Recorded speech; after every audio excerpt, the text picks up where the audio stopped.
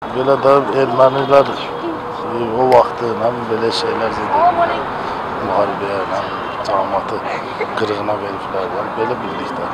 1991-93-cü illər ərzində olur. İndiki Azərbaycanda soyqırımıdır. Qurbanlar təxminən olan sayı barəsində?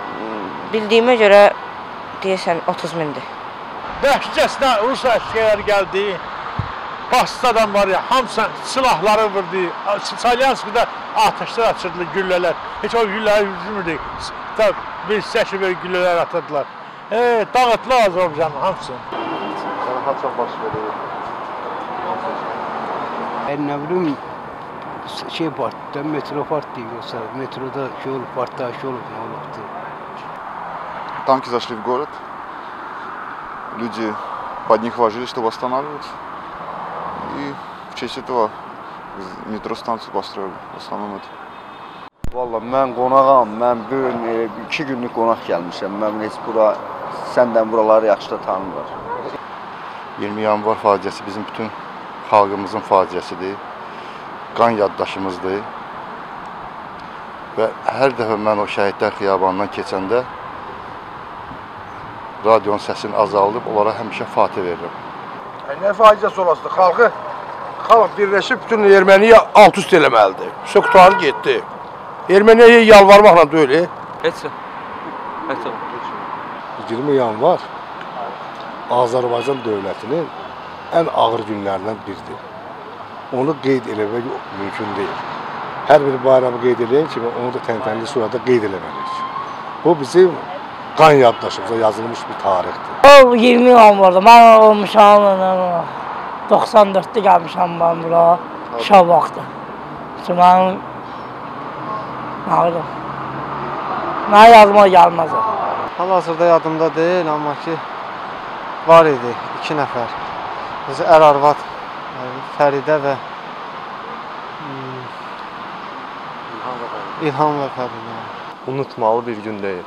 Hər kəs bu günü yadda saxlamalıdır. 2-3 gün sonra 20-25 ili qeyd olunacaqdır. Xalqımız üçün qara gün olsa da fəxr edəsi bir gündür.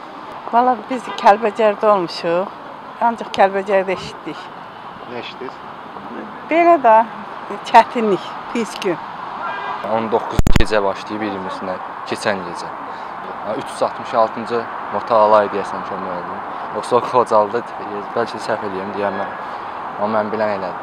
İlhamla Fərizənin öldüyü gündür.